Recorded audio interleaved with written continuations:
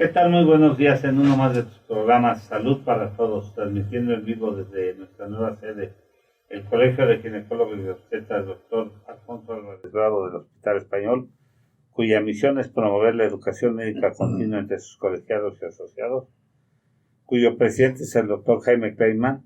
Cabe mencionar que es un programa sin fines de lucro. Nos puedes escuchar en todas las redes sociales como Salud para Todos Radio. Síguenos en Facebook Live, en Twitter, en YouTube, en todas las tiendas digitales, en Instagram, en Spotify, como Salud para Todos Radio. Se habla su amigo el doctor Roberto Canales, quien es médico internista y miembro de la Asociación Americana de Endocrinología Clínica. Les voy a presentar a nuestros co-conductores. El doctor Jaime Kleiman, quien es ginecobstetra y tiene su consulta aquí en el Hospital Español.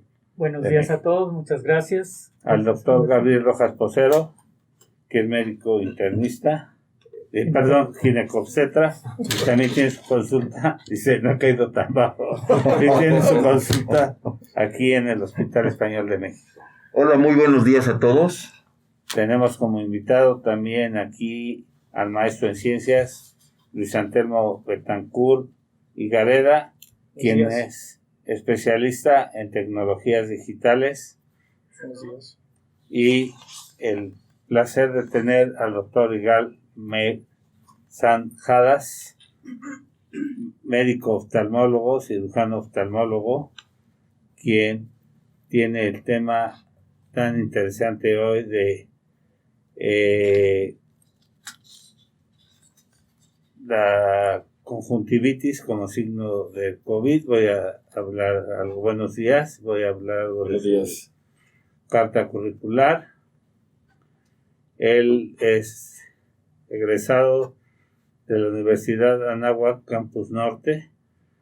Su especialidad la realiza en la alta especialidad en retina en el Hospital de la Ceguera en México, Luis Sánchez Bulnes, y también servicio social en la Clínica Médica Agustín Envil en Lerma, Villada, Estado de México, y también lleva un internado de 9 meses en el Centro Médico Hadam en Jerusalén, Israel, y también en el Instituto Nacional de Perinatología, miembro del Consejo Mexicano de Oftalmología, de la Sociedad Mexicana de Oftalmología, de la Asociación Mexicana de Retina, de la American Academy of Ophthalmology, Pan American Association of Ophthalmology, y tiene su consulta aquí en el Hospital Español de México. Así es.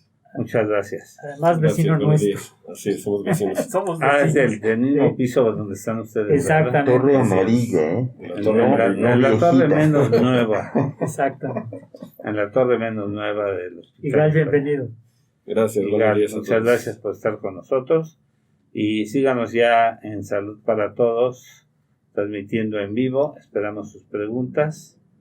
Y pues, Igal, la palabra es tuya. ¿Qué introducción nos puedes dar sobre la importancia ahora con este síndrome, con esta pandemia, sobre qué tan importante es el segmento anterior, o sea, la conjuntiva para hacer el diagnóstico de COVID, o qué tan trascendente ha sido el diagnóstico a través de la oftalmología para esta enfermedad? Bueno, primero que nada, buenos días a todos, muchas gracias por invitarme. Y como efectivamente dijo el doctor Canales, ahorita con el tema de la enfermedad por coronavirus 2019, que prácticamente ha afectado a todo el mundo, pues cada vez hay más investigación médica, inclusive de gobiernos a nivel mundial para tratar de llevar esto a una cierta normalidad. Pero bueno, hablando específicamente de lo relacionado a oftalmología, pues lo que más se ha visto que ha afectado a nivel oftalmológico por el virus SARS-CoV-2, que es el que está causando el COVID-19, es principalmente una presentación clínica en forma de conjuntivitis. folicular. ¿Qué es una conjuntivitis? Una conjuntivitis es la inflamación o infección de la conjuntiva. Hay muchos tipos de conjuntivitis. La que al parecer está presentándose en SARS-CoV-2 es algo que se llama tipo folicular.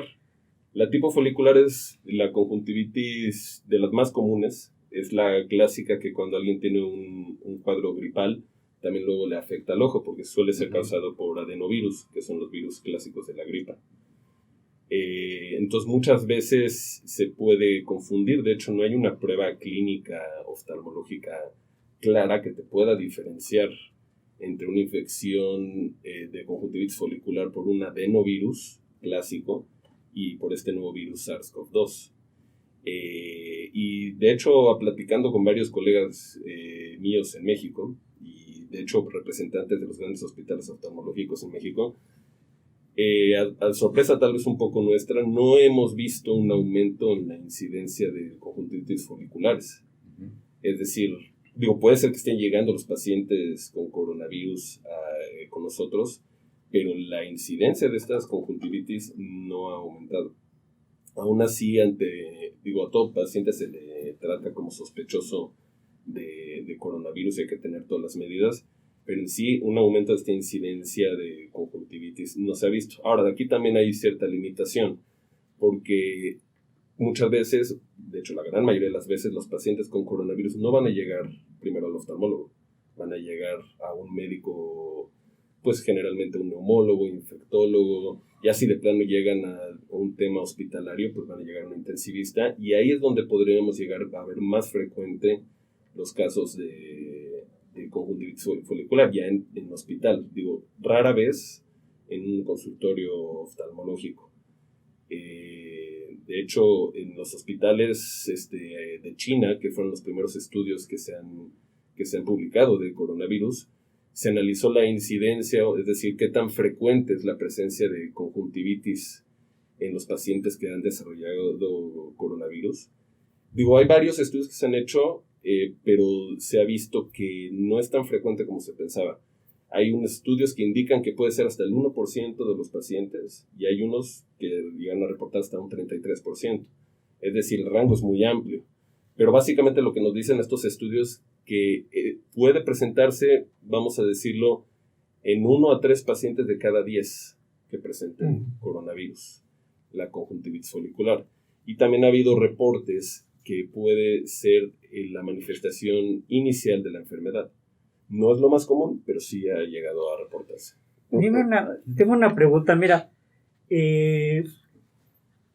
Sabemos que una de las cosas que tenemos que hacer para prevenir es ponernos el cubrebocas.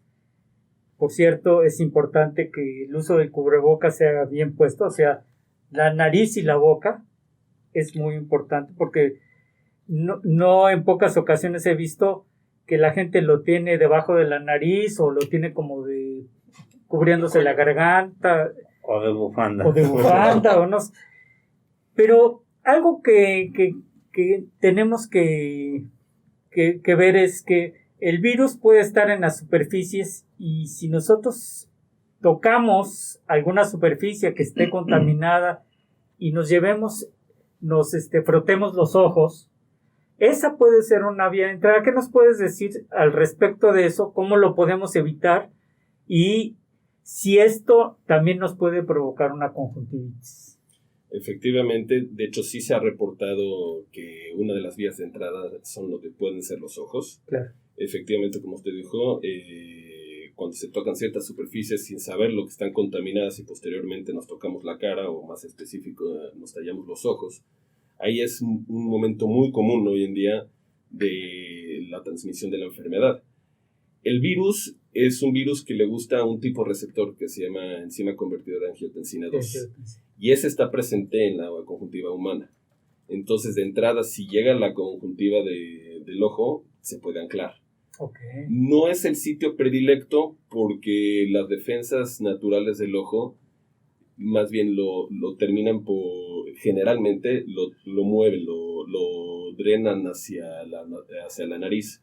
Porque lo tragamos, sí, por el conducto de la nariz, ojo, nariz, exacto, garganta. la vía lagrimal, que normalmente, de hecho, toda la lágrima humana que se produce todo el tiempo se drena hacia la nariz. Por eso cuando alguien se pone una gotita de cualquier medicamento, luego le sabe amarga en la garganta. En la garganta, sí. Porque se termina pasando la nariz y de ahí a la garganta. Y lo mismo sucede con la lágrima cuando llega a estar afectada por el virus. El virus, lo que se ha visto es de que aunque la vía de entrada puede ser el ojo, generalmente la misma lágrima lo transporta directo hacia la nariz. Y de ahí hacia la nasofaringe y a la faringe, y ahí empieza el Literalmente lo tragamos. Sí, podría decirse. O lo bueno, se queda en la nariz y de ahí lo podemos respirar también. Y se nos puede ir al pulmón directamente, donde también hay receptores. Sí, de hecho, por eso, por la misma cuestión mecánica de que la lágrima lo mueve al virus luego, es por eso que aunque la vía de entrada sea el ojo, generalmente muchas veces más bien no hay tantos síntomas del ojo, porque luego la lágrima lo drenó hacia la nariz.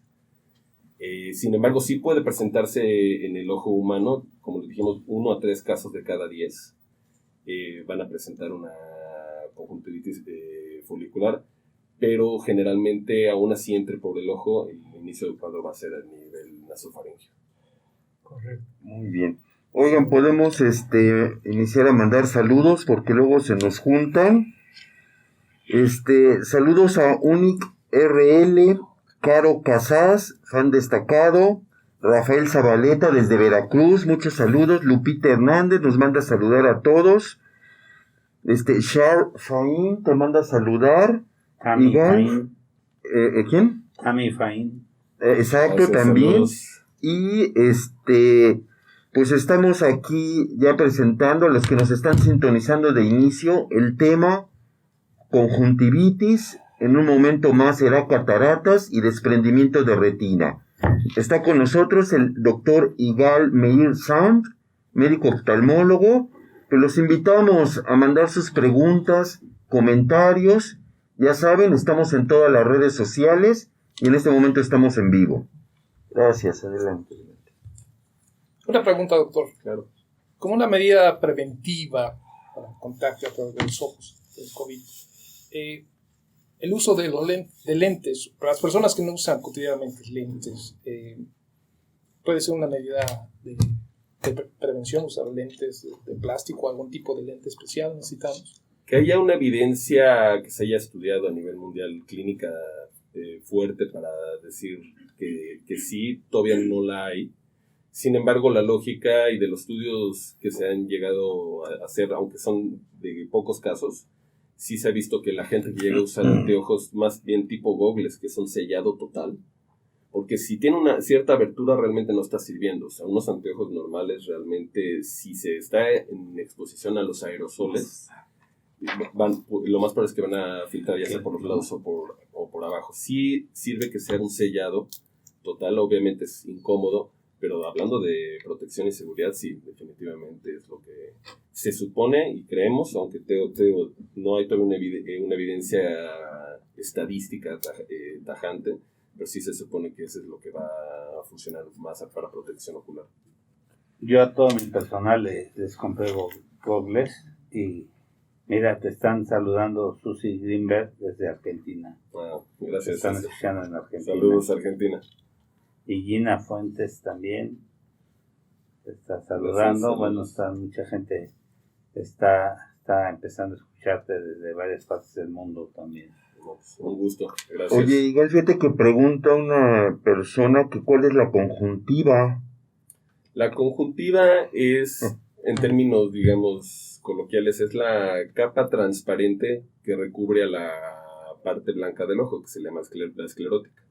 Es una capa que tiene normalmente muchos vasos sanguíneos. Es normal, por lo tanto, tener siempre vasitos en la parte blanca del ojo, porque luego mucha gente cree que se tiene que ver totalmente blanca y eso no es normal. Lo normal es que haya ciertos vasitos rojos.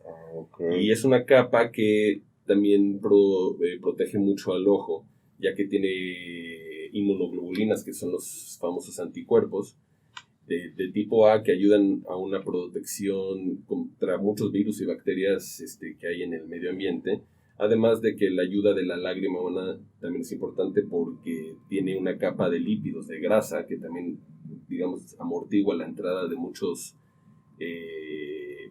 bacterias o virus, y también algunas sustancias que se llaman enzimas bacteriostáticas, que son enzimas o como proteínas que detienen a los virus y a las bacterias. De hecho, contra muchos de los virus y bacterias, estas enzimas suelen ser suficientes para evitar que penetren al ojo o que hagan una infección fuerte en el ojo. Y hay que entender que el virus no está en el ambiente, o sea, está en las superficies, o sea, pesa, cae y con las manos no lo podemos llevar a los ojos.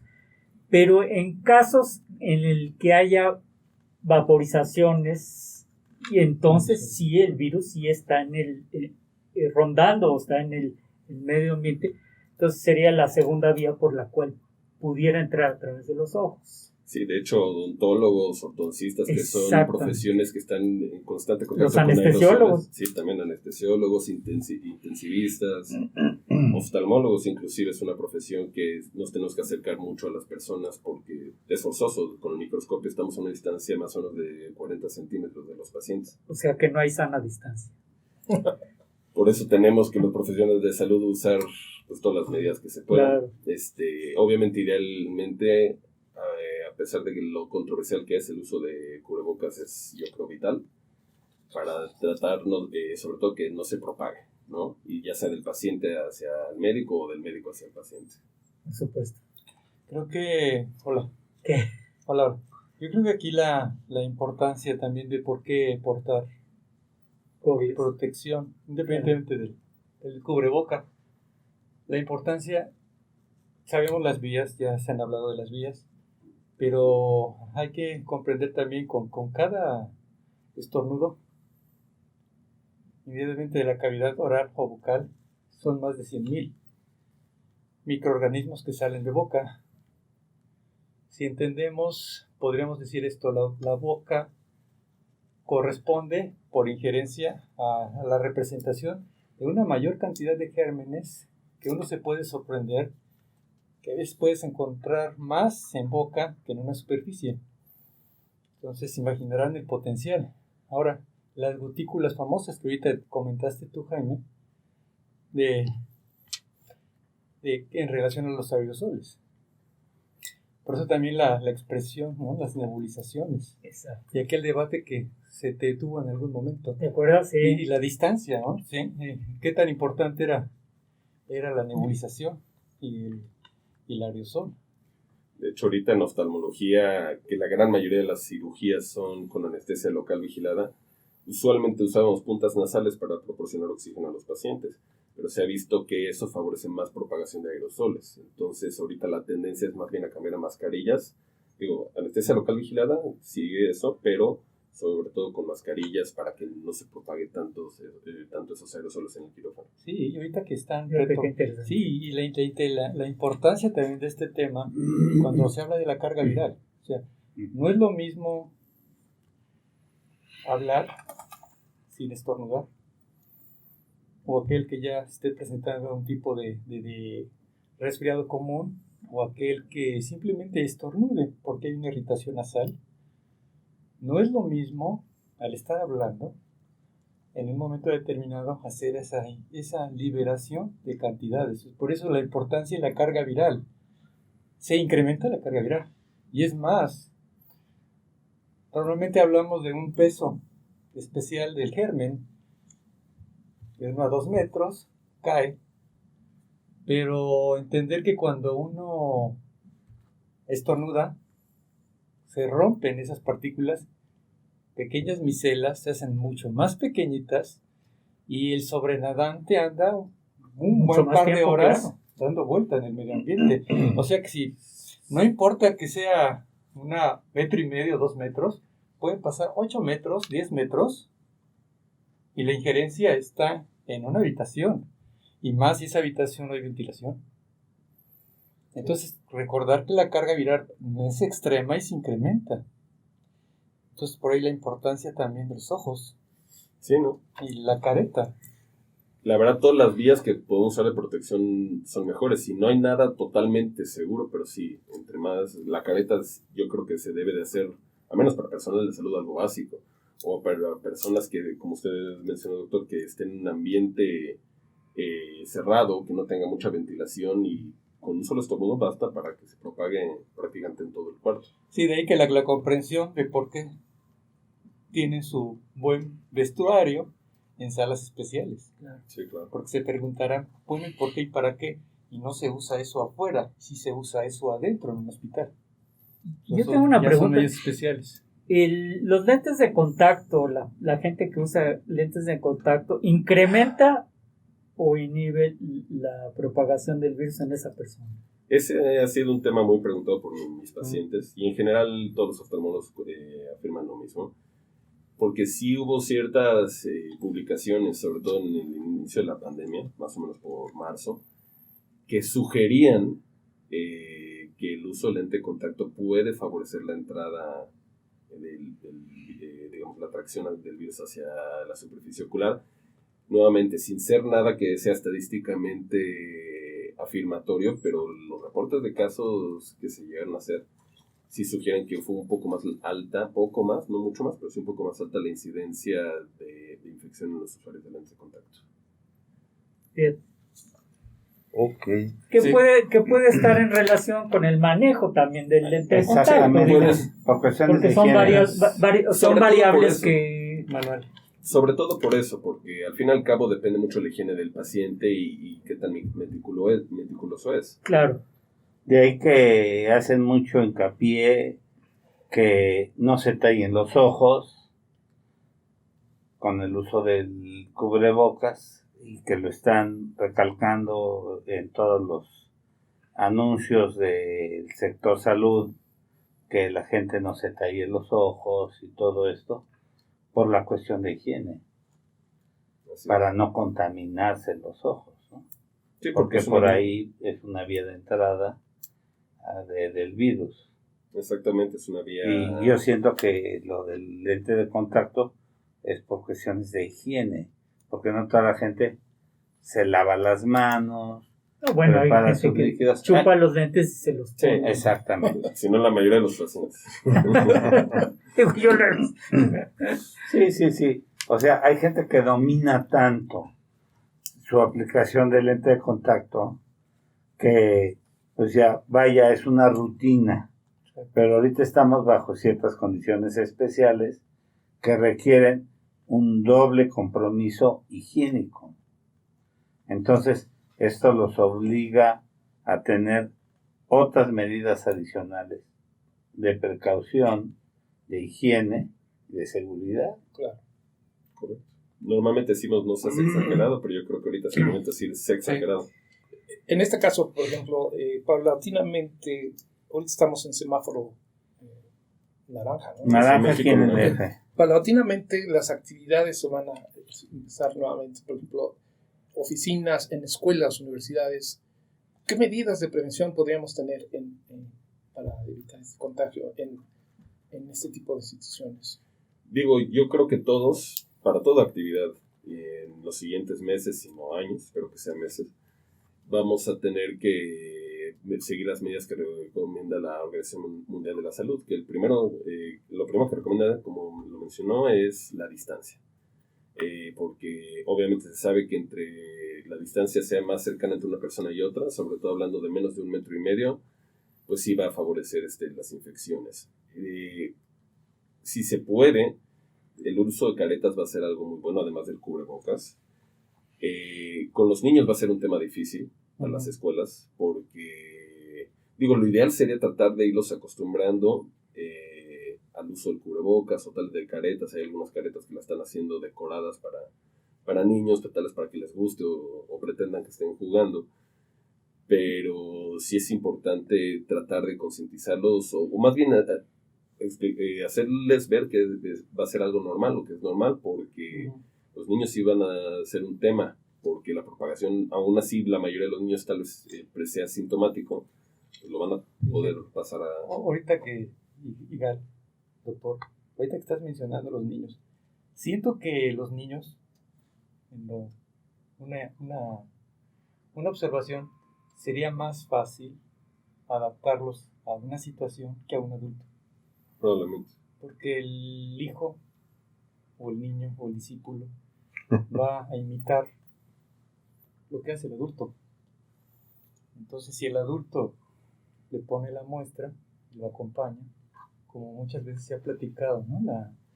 De dónde viene la fuerza.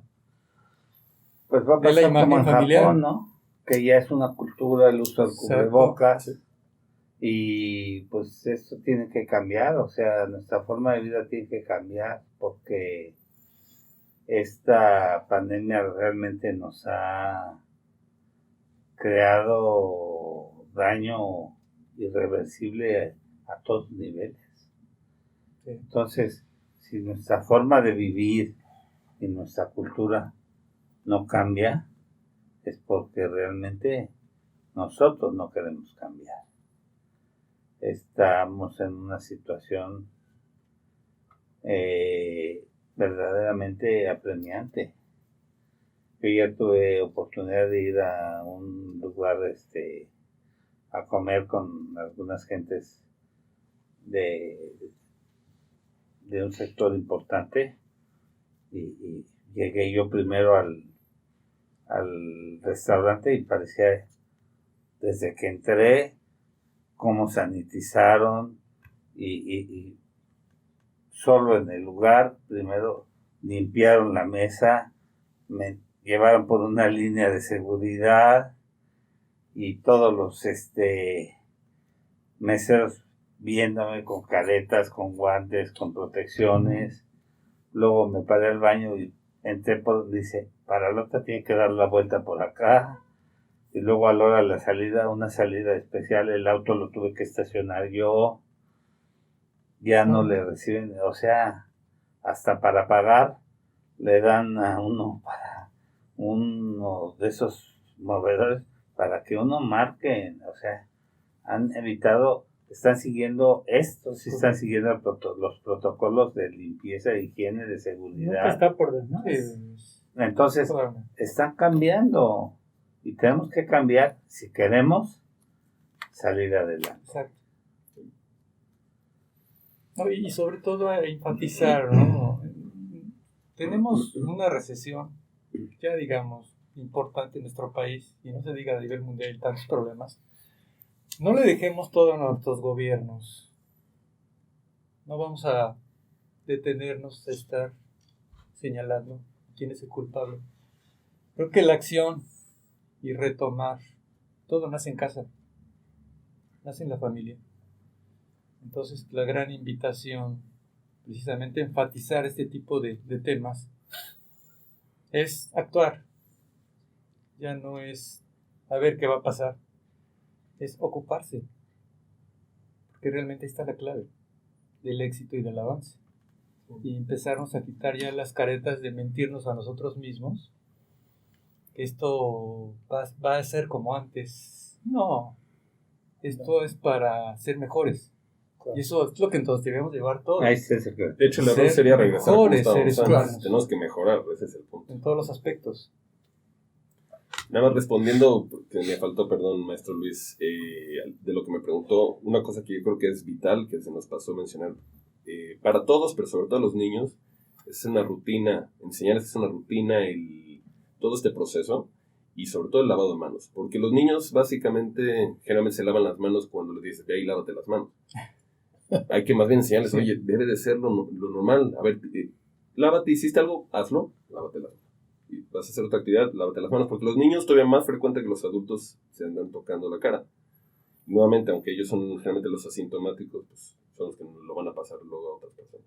Y lo curioso es que, por ejemplo, los hombres se lavan las manos después de ir al baño, no antes de ir al baño. Tiene que ser antes y después de ir al baño, ¿no?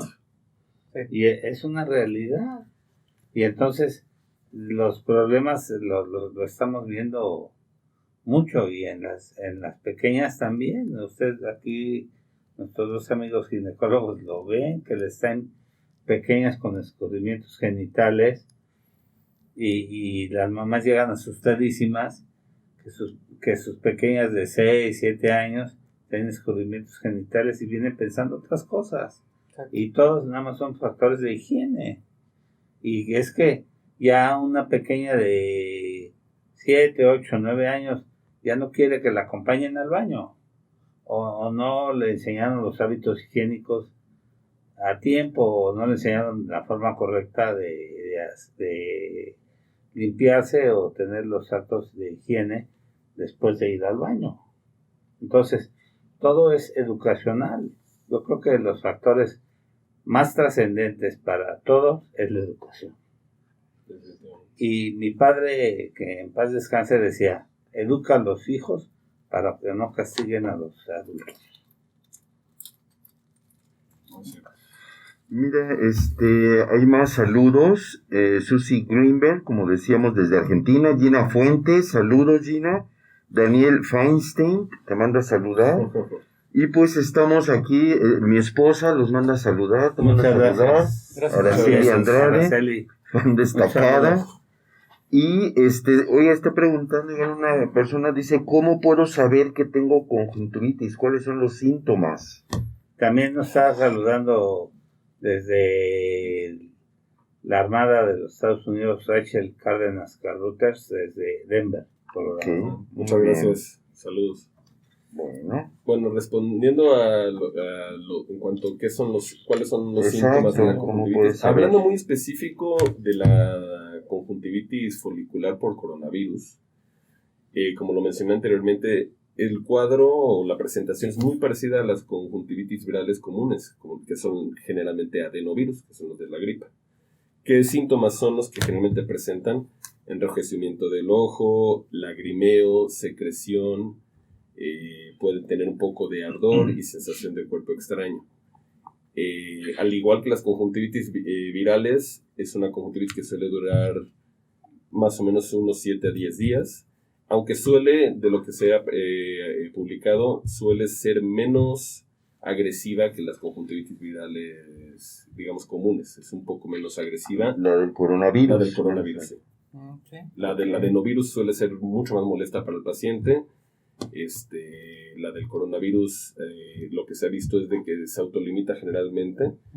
Se dan medidas locales para que sea un poco menos molesto para el paciente, como antiinflamatorios, lubricantes, fomentos fríos, pero suele ser menos agresiva y dejar menos secuelas a nivel ocular que las infecciones virales por adenovirus. Desde el estado de Morelos también te están viendo la maestra Adriana Tepepa. Saludos. Y también es un poco rojo, que ayer comentaban algo el doctor Gatell de las piscinas, que decía que había algo de controversia si las piscinas estaban bien cloradas, que era una forma de tener sanitizada la piscina, ¿no? Uh-huh. Entonces, pero ahorita dentro de todo hay un buen mensaje que está subiendo la audiencia del programa, y nos dice la producción que también está lista tu presentación para cuando tú tengas a bien iniciar tu presentación, que está lista en el momento que tú indiques. Si quieren, la podemos poner. Sí. Mire, en lo que la ponen, están preguntando si están aumentando las enfermedades por el uso de teléfonos celulares y computadora, que estamos todo el tiempo en eso. ¿Las enfermedades oculares? Sí, exacto. En general, si hay alguna afección por el teléfono celular o la computadora. Mire, específicamente en cuanto al uso de los celulares, por ejemplo, sí está muy bien evidenciado en niños. En niños menores de 5 años debería estar prohibido el uso de tabletas, celulares, y sobre todo por la distancia. De hecho, hay algunas publicaciones que, por ejemplo, han demostrado que en Japón cada vez más la población se está haciendo más miope. ¿Y por qué se está haciendo más miope? Pues realmente lo que se ha visto es precisamente que desde muy pequeños se les da a los niños tabletas, celulares, viene siendo prácticamente algo casi de cultura. Y la distancia tan cercana es lo que fomenta la miopía. De hecho, la recomendación hoy en día, y realmente siempre ha sido, pero se enfatiza más hoy en día, sobre todo para niños, es que estén más al aire libre, expuestos al sol, que lo que vean o jueguen sea más a distancia, en espacios más abiertos, digo, hablando específicamente para tratar de evitar ese problema de miopía. Pero además otros problemas, acuérdate Sí. que la hija de nuestro Sí. compañero de Orfeón, Alex, Sí, mejor. de Fórmula, de Radio Fórmula, convulsionó por exceso de uso de la tableta por muchas Problemas horas. neurológicos. Y yo he tenido varios pacientitos, niños, que han convulsionado por exceso de estar pegados con la tableta, por muchas horas de uso, les causan muchos problemas, porque los niños se introducen tanto, y los niños, dice la Organización Mundial de la Salud y las organizaciones de psiquiatría, que no deben de usar por más de una hora y en segmentos. Pero bueno, pues aquí tenemos un maestro en tecnologías digitales. ¿Qué hay sobre esto, Luisito? Más hoy en día que los niños están en casa, pasan más Sí. tiempo viendo televisión, están más tiempo en las tabletas, más tiempo en las computadoras, en los videojuegos. Entonces, usualmente están en promedio 4 horas diarias los niños En la mañana. Pero Y en la tarde, hoy con esta situación Y en su están cuarto. mucho más tiempo. Sí. Entonces, sí. yo creo que considero principalmente, ¿no?, que ahorita es un problema realmente muy De grande. hecho, esta normalidad, tal y como usted lo dice, la nueva normalidad lo va a afectar más. Porque estábamos hablando en condiciones que eran las anteriores, ¿no? De que los niños solían ir a la escuela, estaban más afuera, y luego, o sea, por ejemplo, creo que la Academia Americana de Pediatría recomendaba entre los 0 a 2 años media hora máximo, o no, Sí, pero sí, nada de tabletas, y ya de los 2 a los 4 o a los 5, media hora máximo, y luego se aumenta 1 hora y así. Claro. Pero eso es en condiciones habituales, en las que no estamos ahorita. Ahorita están más encerrados, Bueno. entonces va a ser un tema más difícil. Exactamente, así como estaba marcando también Roberto, que incrementa una serie de situaciones a otros niveles. Podremos enumerar bastantes situaciones, pero ahorita, por ejemplo, hablando del tema de la conjuntivitis y de las afecciones oculares, sabemos que desde el punto de vista existen varios padecimientos oculares, como puede ser el astigmatismo, como puede ser la miopía, como puede ser el glaucoma, como podremos hablar en un momento determinado del incremento de las enfermedades conjuntivales de tipo infeccioso, de tipo irritativo, de tipo micótico hongo, pero independientemente de la clasificación por los virus, que sabemos que los virus, y como tú lo mencionabas hace un momento, Miguel, el COVID no es tan agresivo, que su promedio de tiempo en duración sería 1 semana aproximadamente, pero hay uno que se llama adenovirus y hay otro que se llama herpes zóster. Entonces todavía ellos son más agresivos Mucho más. en su comportamiento. No, sí, una neuropatía herpética oftalmológica puede hacer que pierda el ojo, Sí, ¿no? y su A veces la vida capacidad, con encefalitis. su capacidad de enfermedad infectocontagiosa es mayor, y su secuela puede ser mayor. Ya ven, cuando estamos hablando en este caso de, por ejemplo, en las escuelas, si hay una afección viral, por ejemplo, de adenovirus o lo relacionado a un resfriado común, pues la contaminación puede ser extrema. Y ahorita aquí la intención, precisamente, el hablar de la conjuntivitis por coronavirus, más que dure brevemente, más o menos 1 semana, creo que aquí lo que nos tiene que dejar en este momento, que el ojo, independientemente de la conjuntivitis que se está generando, es puerta de entrada a una manifestación de tipo sistémico. Así es. Y todavía es mucho más poderosa, pero a nivel sistémico, desde los ojos. Puede ser muy benévola a nivel ocular, muy transitoria, y no va a pasar, al menos más allá, al menos lo que tú nos comentas, Igal, doctor, pero la otra es extrema. Entonces, eso es lo que tenemos que, al menos, pensar y llevarlo, razonarlo. 2 cosas que yo quisiera mencionar en base a lo que tú dijiste. Uno, la presentación, lo que se ha visto en muchos casos es inclusive que va primero la conjuntivitis antes que todo lo demás. De 1 a 7 días antes que cualquier otro síntoma de coronavirus. Cuando llega a afectar el ojo, muchas veces es antes que todo lo demás. Exacto.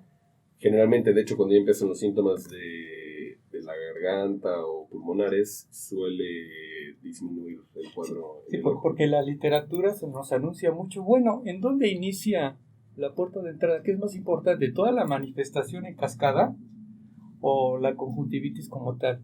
Si hacemos una analogía, por sentido común y lógica, el ojo.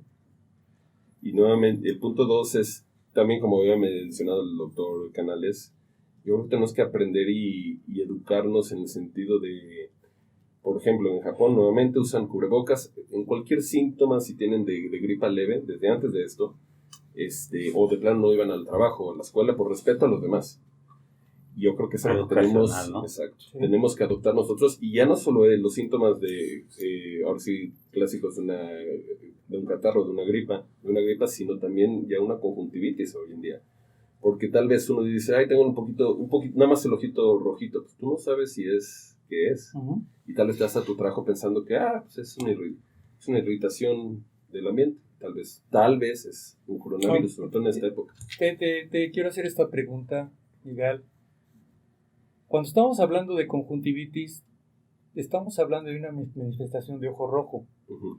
Pero esa manifestación de ojo rojo tiene que ser necesariamente en toda la parte blanca o inicia puede ser parcial, por una ¿no? parte parcial un ojo y después el otro, o cómo se va presentando. Puede ser unilateral, ¿no? Generalmente es bilateral, generalmente. Pero puede ser unilateral, aquí no hay ninguna fuerza. Y sí puede ser parcialmente al inicio, aunque suele luego hacerse una hiperemia, que es el ojo rojo generalizado. Pero de los casos reportados hay una gama muy amplia, pero la mayoría no se ve digamos tan rojo como las clásicas conjuntivitis virales, pero claro que hay sus excepciones, hay cuadros más pesados para algunas personas, pero sí, puede ser a veces ligeramente. Y otra pregunta que antes de que empieces tu serie, generalmente vemos mucho a veces hemorragias conjuntivales. Para no errar y que el público no se vaya de una manera a confundir, ¿no? Uh-huh. ¿A qué grado podemos hablar de una hemorragia subconjuntival o que está en la conjuntiva, en esa capa más superficial del ojo, a diferenciarla con una conjuntivitis? Yeah. De hecho, me pregunta de examen, me pongo nervioso. Es muy buena pregunta. Es muy frecuente encontrar hemorragias. Es muy buena pregunta, y de hecho en mi consulta curiosamente han llegado más hemorragias conjuntivales que lo habitual, por el miedo de las personas, porque muchas personas me vienen y me van diciendo, ¿no será coronavirus? Aquí la diferencia importante es sobre todo los síntomas. Si solo es hemorragia conjuntival, pero no hay dolor, no hay ardor, no hay lagrimeo, no hay secreción, no hay sensación de cuerpo extraño en el ojo, suele ser solo una hemorragia conjuntival. Okay.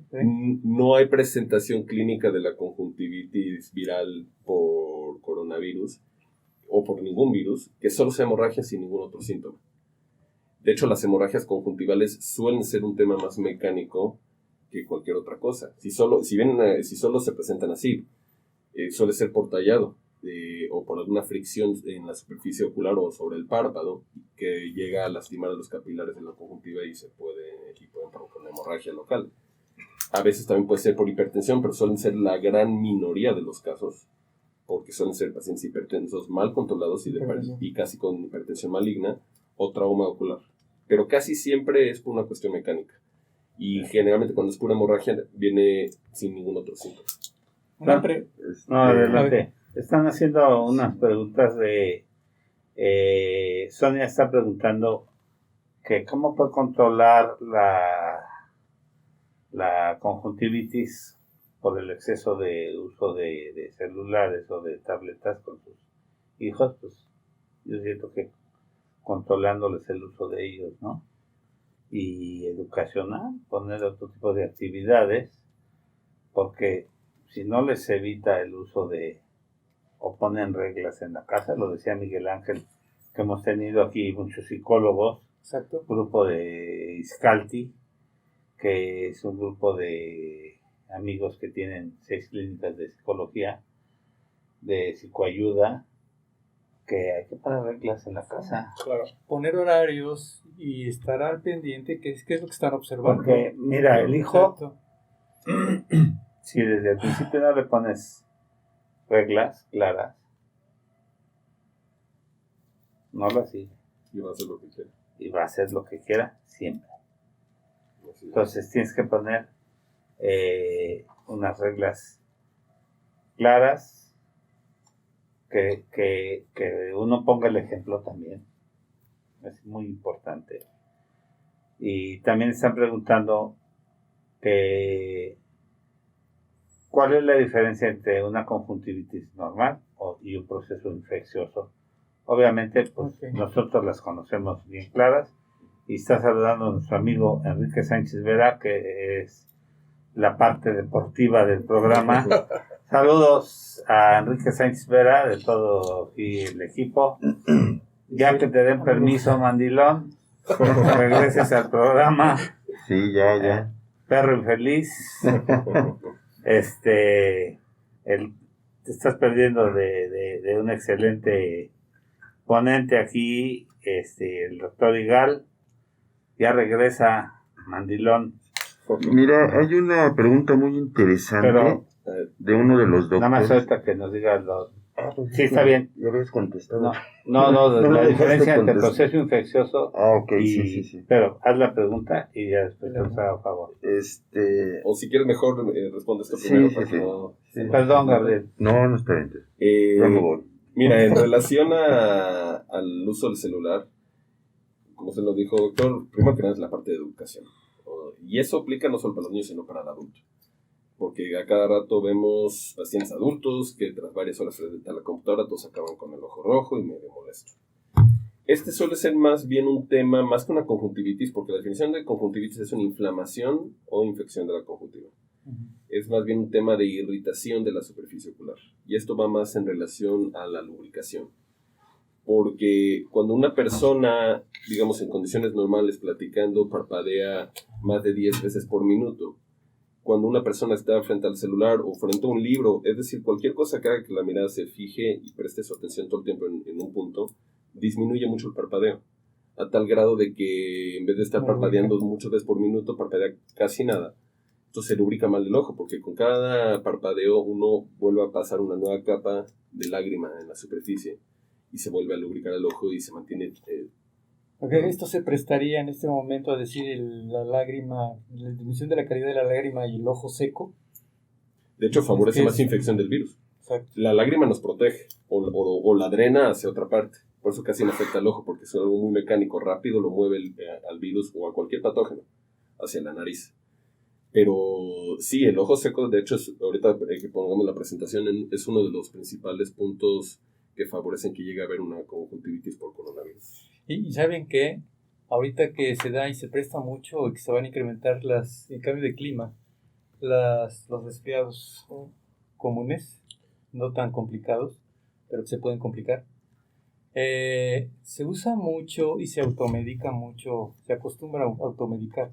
Se usan mucho después que están trabajando tanto, que sienten tanta irritación, sensación de arenilla, que dicen vista cansada, algunos lo aluden así, lo identifican de esa manera. Dice, tengo tanta irritación y tengo los ojos rojos, pero ¿me puedes recomendar algunas gotas? Y entre valor familiar o de conocidos, generalmente tienden a usar mucho los vasoconstrictores. Exacto. Entonces, ¿sí nos podrías ampliar el Sí, tema de de hecho, cómo pueden afectar en ese rebote de enrojecimiento ocular y las de hecho complicaciones? es una ironía, porque se supone que los vasoconstrictores están hechos y originalmente se hicieron para vasoconstricción, que es que los vasos se contraigan de la superficie del ojo y de la apariencia de estar más blanco el ojo.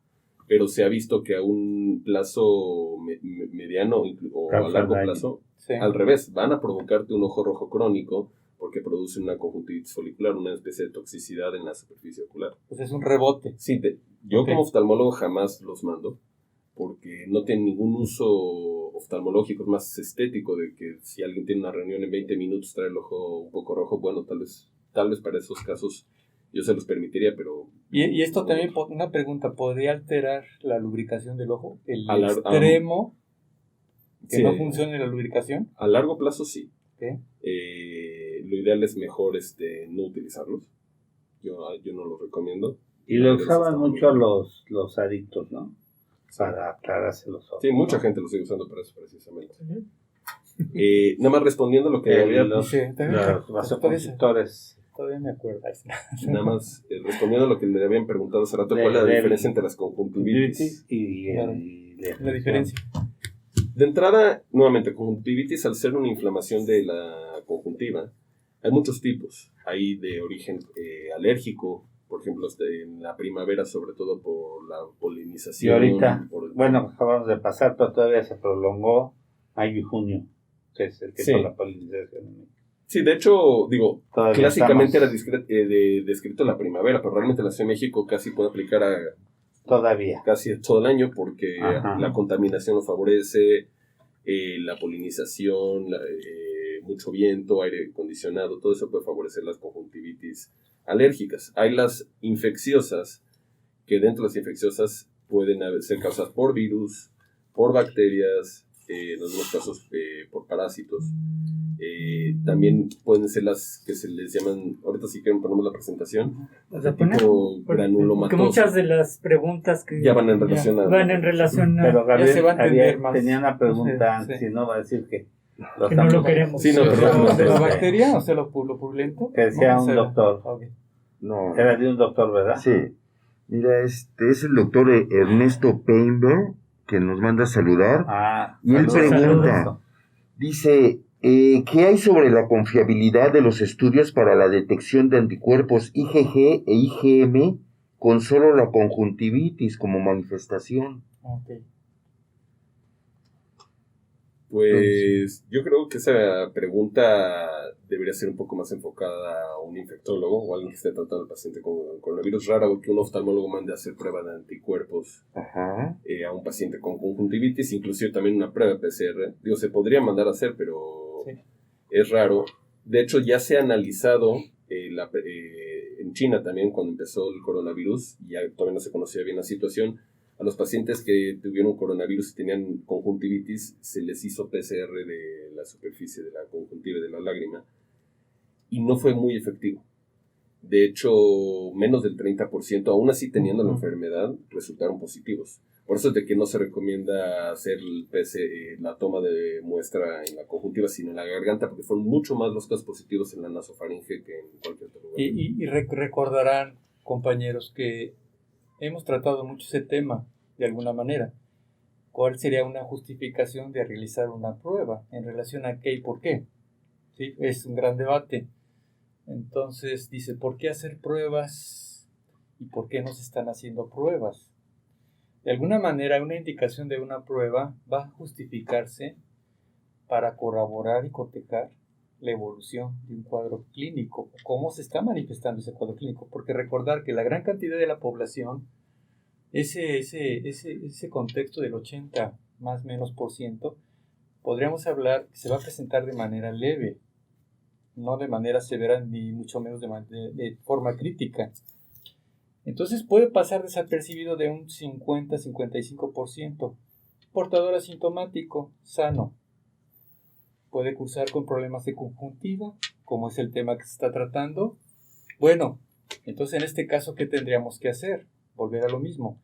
Primeramente entender si tuvimos un contacto previo con alguien cercano, en dónde anduvimos, si realmente utilizamos nuestra protección. ¿Y sobre qué contexto? Por ejemplo, si yo soy, en tu caso, doctor Igal, eres especialista ocular. Tú dices, necesito realizarle el día de hoy una cirugía, o el día de mañana, y es urgente. Pero el protocolo, y también como tú lo marcas, Jaime, en el aspecto de la ginecología, se marca, y cualquier médico que va a realizar una cirugía, ya por protocolo hay que hacer una detección. Claro. Ahora, ahorita voy a operar a una paciente y él, por protocolo tiene que entrar ya con su prueba COVID negativa. Igual Exacto. nosotros. Bueno, no como ley, pero Aquí sí, debería. aquí sí, Sí. ya por protocolo la paciente tiene que entrar, si va a entrar a la maternidad, y es que es lógico. ponte a pensar si esa paciente la vamos a tener también junto con otras pacientes, que si esta paciente tiene COVID positivo, porque hay un 15% de las pacientes pueden estar asintomáticas. Estando asintomáticas, entras y las pones con pacientes negativas, entonces las vas a contaminar a todas las demás. Eso nos da seguridad. Sí. Entonces, para seguridad del servicio, eso es lo que tenemos que hacer. Y también para los que vamos a operar a la paciente, Realizarla. es importante realizarla. Para adultos médicos, lo que quiero entender llegan a hacer, le piden la prueba al paciente, lógico por protocolo, y antes de incidir a una cirugía, independientemente tengan la clínica o no tengan la clínica, toman la decisión de darles una cuarentena previa.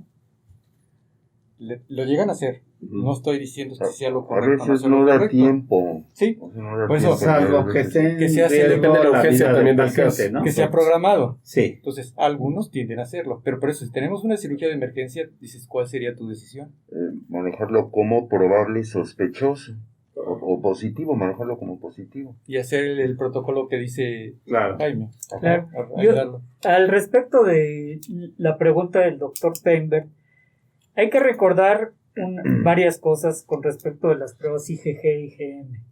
Las inmunoglobulinas IgM nos están demostrando enfermedad activa. Exacto. Hay en este momento, si nosotros detectamos IgM, la enfermedad está activa. Si nosotros detectamos IgG, es memoria inmunológica. Exacto. Quiere decir que esta persona ya tiene anticuerpos contra esta enfermedad. Entonces, si nosotros hacemos una prueba de este tipo, vamos a tener que esta prueba tiene alta especificidad y sirve para descartar la enfermedad. En cambio, tiene muy baja sensibilidad y por lo tanto tiene altos falsos positivos. ¿Qué significa falsos negativos? Quiere decir que si la prueba es negativa, puede ser una falsa negativa. Exacto. Ese es el problema de estas Porque pruebas. también, Jaime, la cuestión es en qué momento vas a hacer la partida de la prueba. Porque cuando Exactamente. dices Ese es el problema de estas es pruebas. IgM, de alguna manera etapa aguda. Activa, exactamente. Entonces se empieza a activar el proceso entre un promedio de 5 o 7 días, se empieza a elevar apenas. Si no estoy equivocado, y la IgG va a razón del 7º día hacia los 14 días. Entonces ya tienes una ventana más amplia. Pero en este caso, por eso es el contexto. Hay que identificar el PCR, Jaime, como tú lo dices, es el gold standard, ese nada claro, más es el sí. estándar para ver la cadena de nucleótidos, en el caso del doctor, ¿sí? ¿Para La qué respuesta. sirve? ¿Y qué es el Y es para PCR? detectar la cantidad, la carga viral. PCR es el PCR. reacción en cadena de polimerasa, que es para ver si existe a nivel molecular, si ya existe está activo. el virus. El virus como tal. No te está marcando las inmunoglobulinas. No, Esas ya serían la formación de anticuerpos, que serían después. que es después. Que son las pruebas más completas. Es que hay que hablar de dos cosas. Uno, la detección del virus como tal, genéticamente, que nos los da la PCR, y el otro que nos va a hablar sobre las inmunoglobulinas. Exactamente. Son dos cosas Es la totalmente diferencia, diferentes. Muy Sí, bien. contesto. Oigan, preguntan que en dónde está tu consultorio y tus redes sociales, Igal. El consultorio está aquí en el Hospital Español en la Ciudad de México, en la zona de Polanco, Granada, ¿En qué torre? en la torre amarilla de consultorios, en La el, nota nueva. en el consultorio 303. Y mis redes sociales me pueden buscar como Sand Oftalmólogos en Facebook y en Instagram Oftalmología Sand.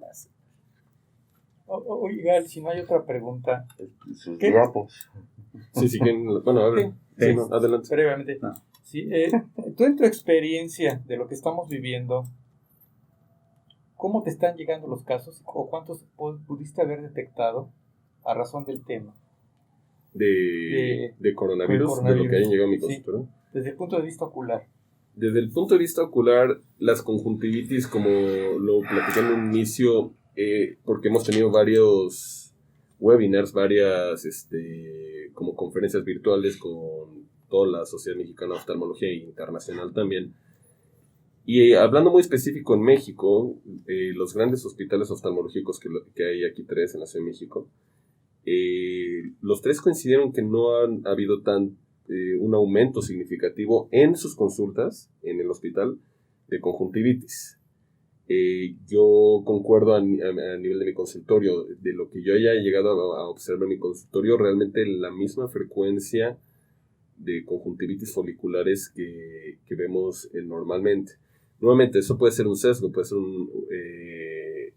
digamos, no algo tajante, porque la mayoría de los pacientes nuevamente con síntomas de coronavirus no suelen venir primero al oftalmólogo, porque no es lo que más les importa a los ojos, suelen atenderse ya sea con infectólogos, neumólogos, internistas.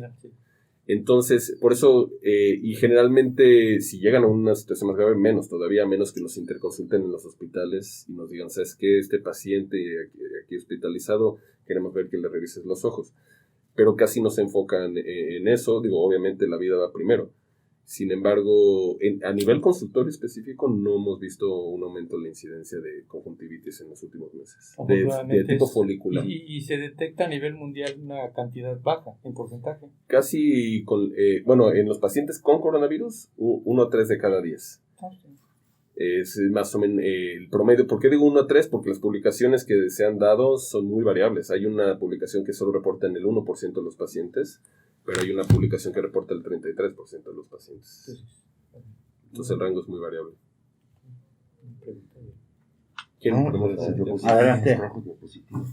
Adelante las diapositivas del doctor Igal.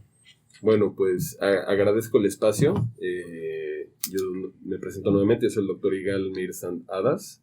Yo soy cirujano oftalmólogo y subespecialista en retina y vítreo. Si quieren ponemos la siguiente.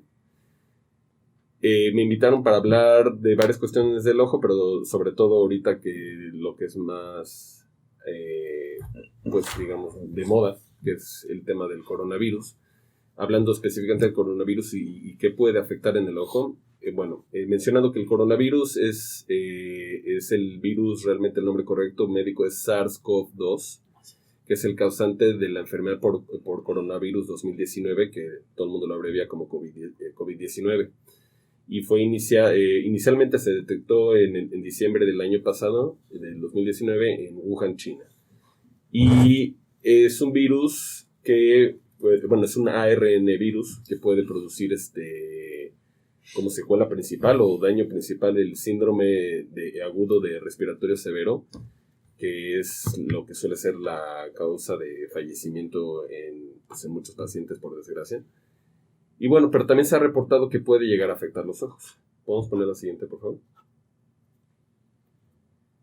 El 80% más o menos de los pacientes tienen un cuadro clínico leve, que llegan a tener coronavirus, tienen un cuadro clínico leve o no desarrollan síntomas. Generalmente los síntomas más comunes son los de tipo respiratorio. Sin embargo, también pueden haber otros síntomas como la diarrea, la pérdida del olfato, irritaciones de la piel, que eso se le llama dermatosis, y en el caso de los ojos, conjuntivitis. Vamos a poner la siguiente, por favor. En los ojos, como lo mencioné antes, generalmente produce una conjuntivitis o queratoconjuntivitis de tipo folicular, que esa es la clásica conjuntivitis que puede ser causada por más bien tiene muchas causas. Sin embargo, la más común por mucho es los virus adenovirus, que son los que comúnmente producen cuadros de gripa. Y aquí es importante mencionar que la lágrima humana nos da mucha protección a los ojos. Entonces, la incidencia que se ha visto de las conjuntivitis en pacientes con coronavirus es relativamente baja por el drenaje que tiene la lágrima hacia la nariz. Es constante, nunca frena. Entonces, si llega a haber contacto con el virus del coronavirus en la lágrima humana, lo más probable es que se va a drenar de inmediato hacia la nasofaringe por la vía lagrimal. Entonces, aunque sí puede llegar a anclar, digamos, a afectar el ojo, porque sí hay unos receptores en el ojo que se llaman enzima convertida en angiotensina 2, y ese es el receptor que más le gusta al coronavirus, y por lo tanto sí se puede anclar en el ojo. Generalmente no llega a ser por la cuestión mecánica de la lágrima. Los que generalmente sí llegan a afectar el ojo son, como les dije, los adenovirus, otros virus como el adenovirus o la influenza. Vamos a poner la siguiente, por favor. Como también lo mencioné antes, aunque 1 a 3 pacientes de cada 10 con coronavirus está reportado que puede llegar a desarrollar de algún tipo de manifestación en el ojo, en algunos casos también está reportado que puede ser la primera manifestación de la enfermedad. E inclusive en varios reportes dicen que entre 1 a 7 días puede presentarse la conjuntivitis antes de desarrollar cualquier otro síntoma por coronavirus. La molestia o el cuadro clínico que llegan a tener los pacientes con conjuntivitis por coronavirus es muy parecido o casi igual a las conjuntivitis virales comunes, que es ardor, sensación de cuerpo extraño en el ojo, secreción, ojo rojo y lagrimeo. Vamos a poner la siguiente, por favor. Esa es una foto tomada en China de un paciente que tuvo enfermedad por coronavirus 2019 y desarrolló una conjuntivitis folicular. Ahí se ve el enrojecimiento de la superficie. Obviamente no estamos viendo a nivel microscópico, que es lo que nosotros usamos para revisar a los pacientes, pero se vería la presencia de folículos en la superficie de la conjuntiva, que son como una especie de elevaciones acompañadas con secreción generalmente de tipo mucinosa, es decir, como moco. ¿Son vesículas? No vesículas porque no están llenas de líquido. Okay. Son como elevaciones de la conjuntiva, como montículos podría describirse tal vez. Así se ven más o menos los folículos a nivel de la conjuntiva. Y se ha visto que es mucho más frecuente en pacientes que tienen algo que se llama síndrome de ojo seco. Hay muchos síndromes de ojo seco por distintas causas, algunas propias del ojo, pero muchas son secundarias a enfermedades del cuerpo. Por ejemplo, las enfermedades reumáticas como la artritis reumatoide es una clásica enfermedad que puede producir un síndrome de ojo seco bastante importante. La diabetes mellitus, síndrome de Sjögren, diabetes mellitus, que es de lo más frecuente en Eso nuestro es país. autoinmunes como tal. El Sjögren, ya ves que no nada más es el ojo. No, hasta en vagina. Sí, en cualquier mucosa del cuerpo. Sjögren. Exacto. Y también, como había mencionado el doctor Clemen, el doctor Canales, también se ha visto un poquito mayor incidencia en usuarios de lente de contacto, pero va más con relación a la higiene del propio paciente. Si no hay una buena higiene al momento de colocarse y quitarse el lente de contacto, pues sí va a haber mayor posibilidad de que solos con su mano se inoculen el virus en el ojo. Bueno, y como les dije, de que hay presencia en el ojo de receptores que atraen al virus. Sin embargo, la lágrima es la que nos está ayudando y la capa de lípidos, de grasa que tiene la lágrima, que sirve como amortiguador de varios virus o bacterias para que no lleguen a tener contacto en sí con la superficie del ojo. No es el primer coronavirus que ha afectado al humano, es el 7º reportado. Y a nivel específico del ojo, el que más, de los 7 coronavirus que han llegado a afectar al humano, el que más ha tenido una incidencia de conjuntivitis es el H-CoV-NL63. Y como les dije también previamente, menciona, puede ser el primer síntoma de coronavirus, inclusive 1 a 7 días antes de cualquier otra manifestación del coronavirus. Vamos a poner la siguiente, por favor. El manejo para estas conjuntivitis por coronavirus realmente es el mismo manejo que le damos a las conjuntivitis virales comunes, que es un tratamiento de mantenimiento. No existen medicamentos que puedan eliminar estos virus, sin embargo, suele ser un cuadro autolimitado, generalmente 7, a veces hasta 15 días, pero generalmente es 7 a 10 días de cuadro y puede manejarse dependiendo de las molestias del paciente o qué tanta inflamación haya, con antiinflamatorios tópicos o antiinflamatorios esteroideos tópicos, es decir, gotas. También ayudan mucho los lubricantes de los ojos, los fomentos fríos, y solo en sospecha de que pueda llegar a agregarse o se agregue una infección bacteriana con la conjuntivitis viral, ahí sí damos antibióticos. Covalcina o acitromicina también, ¿verdad? Vamos a la siguiente, por favor. Este es un tema que quería mencionarles mucho porque está de moda, por desgracia, no hablo a nivel México, sino a nivel mundial. Apenas se hace un reporte de algún avance con coronavirus, se propaga mundialmente, a veces presidentes de ciertos países inclusive lo recomiendan, y la gente está comprando masivamente estos medicamentos que salen ahí, que son los 3 que más se han, digamos, hablado, que están, que se creía o se cree que pueden ayudar para la enfermedad del coronavirus, que es la cloroquina, hidroxicloroquina y la dexametasona, y la gente pues lo ha consumido más de lo habitual. A nivel ocular esto implica pues un riesgo muy alto porque las 3 tienen posibles efectos en los ojos muy importantes. Por eso no hay que automedicarse. Estos medicamentos no son de uso común. Sobre Son todo que indicados pueden por causar médicos. un ojo hipertensivo, ¿no? La dexametasona. Sí, la dexametasona es un esteroide de los más potentes, de los esteroides que son antiinflamatorios muy fuertes, que tienen presentaciones tanto tomadas, inyectadas, en gotas, en ungüentos, cremas, y es digamos, el que más reciente se mencionó y que aparentemente se ayuda en los casos graves de coronavirus. Pero a nivel sistémico. Sí. O sea, su uso a nivel sistémico. Ujú. Pero a nivel oftálmico puede causar... Sí, hipertensión pero ocular. inclusive a nivel sistémico. Exacto. Abuso o mal uso de estos medicamentos, no a nivel oftálmico, a nivel oftálmico más, pero a nivel sistémico también te puede llevar, en el caso de la dexametasona, a catarata y glaucoma a corto o mediano plazo, y de la cloroquina y la hidroxicloroquina, que originalmente eran antimaláricos. Y que se demostró que no sirve para eso. Y Exacto. aparte recordar que un esteroide, sea el nombre que sea, en este caso es dexametasona, puede provocar depresión del sistema inmunológico. Sí. Si estás abusando de esto sobre incluso ya infecciones. está en desabasto. Sí, ese es el problema. Ya no hay ahorita dexametasona.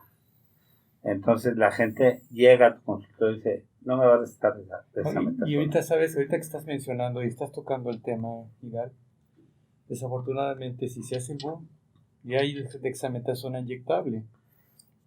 Pero tiene tanta fuerza la opinión del presidente del país de arriba que hasta el SAMS dijo, tenemos suficiente cloroquina para los pacientes con sus recetas y Okay. Sí, y el riesgo que se está recorriendo en este momento, que quede bien grabado, esa dexametasona es muy buena, es buenísima, tiene indicaciones y tiene contraindicaciones. No hay que temerle a los esteroides, ¿sí? Por algo existen, porque nos ayudan a sacar cuadros muy críticos. sí, pero también Pero sus repercusiones. te pueden así elevar la inmediatas son- glucosa, aquel que es diabético, le deprime la capacidad inmunológica de respuesta y estamos ante una situación que estamos hablando de procesos infecciosos, sean virales o sean bacterianos. Así es. O parasitarios. Y el riesgo que estamos corriendo ahorita, que si ya se pusieron inyectable la dexametasona, hagan de cuenta cuántas se están aplicando por semana. Entonces, cuidado, porque se están automedicando. Y después de una semana, sabemos que estar utilizando de manera inadecuada puedes generar una disminución de la función, de la actividad de las glándulas suprarrenales, que son las encargadas en nuestro organismo de liberar acciones o antiinflamatorios, como es el tipo del cortisol, Ujú. para darte soporte en sus actividades. Estos van a bloquear su sistema natural de elevación hormonal. Entonces empieza a complicar. Entonces no se la estén inyectando. Y luego lo No sé suspenden de cuántas golpe. cajas estén Porque comprando, sí, que no se las estén inyectando, que ya le paren. Porque esto sí les va a dar el un COVID-2 pushing, y el Sí. COVID les va a dar porque están deprimiendo la inmunidad. claro. Entonces cuidado. Saludos qué bueno a que la sacaste el doctora Maru Ramírez, que es miembro de este staff, más que ella está en un programa de COVID por parte del sector salud. Maru, te saludamos todos con mucho cariño. Salud. Bueno, pues sí es muy importante que no usen esteroides a nivel oftálmico, ¿no? Y sistémico. Sistémico, Digo, a menos sí. que esté indicado por un médico. Claro. Pero. Y también, como lo menciona el doctor, luego se lo inyectan pensando que les va a dar tal vez defensa a largo plazo y lo suspenden de golpe, lo cual también te puede llevar a un No, problema. y en tu El situación síntoma de abstinencia también con los exactamente. esteroides, ¿no? rebotan. Una Pero insuficiencia sobre todo en suprarrenal aguda. y en este caso en la cuestión ocular, aquí en tu experiencia, que eres el experto, ¿cuántos médicos oftalmólogos no recetan dexametasona, pero bajo prescripción? Sí. Entonces ustedes saben que el abusar de ellos tiene efectos secundarios. Entonces, en lugar de ayudarle al ojo, lo puede perjudicar si no está bien indicado. Entonces, en manos expertas como ustedes. Sí, de hecho, aprovechando que me lo mencionas, sí, de hecho, frecuentemente nos vemos con la situación que médicos no oftalmólogos lo recetan. Digo, lo pueden tienen el conocimiento, sin embargo, aquí son medicamentos que en algunas personas que, por ejemplo, que llamamos hiperreactoras a esteroides, que en cuestión de una semana te pueden ya desarrollar glaucoma. ¿Y qué es glaucoma? Es el daño al nervio óptico secundario a la presión alta en los ojos. Y generalmente no es el único signo, pero suele ser el más común. Y lo que hacen los esteroides a mediano y largo plazo en los ojos, si están mal indicados, pues es eso, aumenta la presión del ojo y te pueden favorecer catarata en cuestión de poco tiempo. Y además suele ser un glaucoma muy agresivo. No como un glaucoma, no como otros tipos de glaucoma, suele ser un glaucoma de difícil manejo, el glaucoma secundario de los esteroides. Y también mencionando los otros dos que se están dando de moda, que es la cloroquina e hidroxicloroquina, además de todos los efectos adversos en el cuerpo que pueden tener, hablando muy específico de los ojos, a largo plazo, esto sí es a largo plazo, pero pueden dañar la mácula. La mácula es el centro de la retina de todas las personas, es el área de mejor visión de todos. Sí, es el área estrella, ¿no? Exacto. Si la mácula se daña, más del 90% de la visión se pierde. Y aquí lo importante es, digo, con el uso de la cloroquina a los 3 años de uso, se ha visto que te puede decir ya producir una toxicidad. La hidroxicloroquina tarda más, son 7, pero a dosis de una tableta al día por 7 años. Digo, no va a ser, esperemos, esta situación, pero ya que se está tomando demasiado, tal vez nos encontramos con toxicidades más tempranas. Y sobre todo el médico dentro de la especialidad del inmunólogo es el que acostumbra a manejar mucho las cloroquinas, la hidroxicloroquina. Claro, en otras especialidades también, puede ser la infectología, pero me refiero a esto. Ellos siempre tienen exámenes de rutina, porque siempre están revisando y el reumatólogo, su vista. El reumatólogo también la usa mucho. También el reumatólogo, el inmunólogo, sí. Por ejemplo, el presidente de los Estados Unidos ya aceptó que va a usar cubrebocas en reuniones grandes. Pero ahorita hay una controversia en el estado de la Florida de legisladores republicanos que están diciendo que para qué les sirve el cubrebocas, y es uno de los estados, la Florida, donde han tenido mayor repunte de coronavirus. Que no estén haciendo lo que se hizo en México. Texas, sí. Alabama, Florida, de mayor repunte en esto, ¿no? Entonces, si no sirviera, no se recomendará. O sea, no se ha dicho, no es el 100% de la protección, pero sí ayuda en muchas cosas. Estábamos diciendo educacional, Japón, Singapur, muchos de los asiáticos. Sí. Veamos todo un ejemplo que Nueva Zelanda controló al 100% el coronavirus. Pregunta a una neonatóloga que adquirió COVID, no sabe si lo adquirió el problema en esa área, inició con conjuntivitis. Okay. También nos saluda Italia Buelna. Saludos aquí a Luis Betancourt, y Maite Vargas está viendo también el programa. Hay muchos saludos, el programa va en ascenso, en audiencia. Y bueno, pues regresamos a las diapositivas. ¿Tienen más diapositivas? Sí, no son muchas más, pero sí creo que quedan como 3 o 4. Si quieren ponemos la siguiente, por favor. Yo creo que esta diapositiva que pusiste es un punto toral, ¿no? No automedicarse, ni oftálmico ni sistémico. Sí. Es que hay una gran lista de fármacos. Sí. ¿La anterior? Sí, no, porque están hablando. Exactamente. Yo creo que esto nos lo debemos de tatuar. Y recuerden que también las hidroxicloroquinas tienen efectos cardíacos, pero abusados. Si ya sabemos que tiene contraindicaciones, ¿para qué lo estamos usando? Porque un estadista dijo que era bueno. Tiene sus indicaciones, como dijo bien el doctor Igal, diagnosticado y recetado por un médico porque sabe la dosis, sabe cuándo darla y cuánto dar. Ahora, ¿se acuerdan que venía la combinación con acitromicina? Y todavía puede haber más efectos secundarios acabarla con la acitromicina. Entonces, cuidado. Entonces, sí, creo que y otra, la utilización de antihistamínicos que viene ya en camino, que puede incrementarse, cuidado, si están tomando una citromicina con un antihistamínico de X marca, cuidado, porque no cualquier antihistamínico se combina con la citromicina.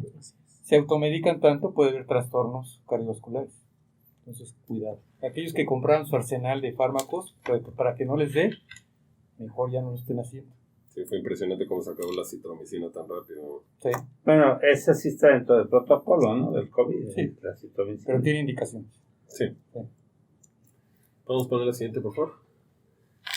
Nada más mencionando otras conjuntivitis, pues hay muchas conjuntivitis. Las más frecuentes son las que vienen en las dos primeras clasificaciones, que es las papilares, que son las alérgicas y las bacterianas, y las foliculares, que son las clásicas por muchos virus, siendo el más común el adenovirus, y ahorita porque está en boga de todos el SARS-CoV-2, que es el coronavirus, pero también el herpes simple o herpes zóster, la clamidia y el molusco contagioso. También pueden haber las membranosas, que son más digamos, con un proceso inflamatorio más severo, que pueden ser las mismas bacterianas o virales, pero en cuadros más severos.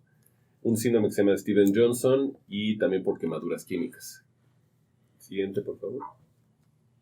Bueno, aquí le llamamos quemaduras químicas, nada más para aquellos que quieren preguntar qué es. Pues ciertos detergentes que luego pueden caer sin querer en el ojo, cloro, y pueden producir quemaduras muy fuertes en la superficie del ojo que hay que atender de inmediato. ¿Y a qué le llamarías Steven Johnson? Stevens-Johnson es un síndrome, es un conjunto de síntomas y signos que suelen dar después del uso de ciertos medicamentos. Obviamente depende de Una reacción. una reacción adversa a ciertos medicamentos. Que obviamente depende de la predisposición de la persona, pero puede afectar prácticamente todo el cuerpo Stevens-Johnson. Que normalmente suele ser severo, ¿no? Sí, suele Y ser en ocasiones mortal. Sí, muchas veces mortal inclusive. Y a nivel ocular específicamente producir una reacción inflamatoria en la superficie muy fuerte. Hay dos preguntas muy interesantes. Las personas diabéticas, ¿qué pueden hacer o qué cuidados deben de tener, Fernando? Y otra, doctores, mencionaron las gotas para hidratar el ojo, pero ¿son buenas si tengo conjuntivitis, cataratas o alguna otra enfermedad en mis ojos? Es que hago home office y lo estoy utilizando mucho. Saludos, Marco. Correcto, Marco. Primero, en relación a la primera pregunta de los pacientes diabéticos. Los pacientes diabéticos, primero que nada, ¿qué deben de hacer?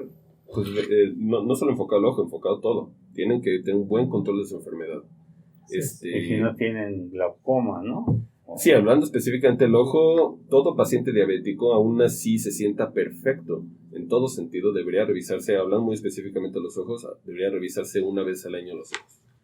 Todo paciente diabético, porque muchas veces la retinopatía diabética, que es la causa, la 1 o la 2 a nivel México y a nivel mundial de ceguera no recuperable si pasa de cierto punto, o irreversible. Y sabemos que lo primero que pierde el diabético es la vista, ¿no? Sí, y suele ir de la mano con el riñón, por ejemplo. Cuando hay retinopatía diabética muy avanzada, suele traducir también, o suele coincidir más bien, que hay un daño renal. ¿Me puedo hacer una pregunta Adelante. que siento que puede ser importante? Recordar que cuando un paciente, metabólicamente hablando, un diabético, está totalmente descompensado, tiene niveles de azúcar muy elevados, la concentración de glucosa o de azúcar dentro de la cavidad ocular puede comportarse con disminución se convierte como una cortina que te está detectando que no ves disminuir simplemente por la gran concentración de azúcar que se acumula en el globo ocular. ¿Cierto? ¿Qué nos puedes decir al respecto? Muy cierto. De hecho, se sabe que cuando los niveles de glucosa en sangre superan 140, en esos momentos automáticamente uno empieza a ver borroso. Y esto se debe a que los niveles o las concentraciones altas de glucosa en el ojo modifican ciertas composiciones enzimáticas también, ¿no? Fisiológicas, enzimáticas, químicas del cristalino, y hace que se miopice el ojo temporalmente mientras tenga niveles altos de glucosa. y regresará a la normalidad cuando baje de 140 otra vez. Y entre mayor sea la concentración, más borroso va a ser. Aún así no tenga, digamos, catarata o graduación, va a haber borroso. Entonces, que entiendan el público que nos está escuchando de los mensajes, sería cuando vean borroso, más que borroso, como una cortina, un espejo, una nube que les tapa. Son muchos padecimientos, pero si son diabéticos, control. Y acuérdate que aumenta, o sea, la glucotoxicidad, entre otras las cosas que aumenta es la enzima que se llama sorbitol, y que hace que tengan una visión borrosa. Sí, en el cristalino precisamente es donde hace los efectos. Entonces, vemos que el paciente diabético descontrolado, por eso les cuesta mucho trabajo a los oftalmólogos lograr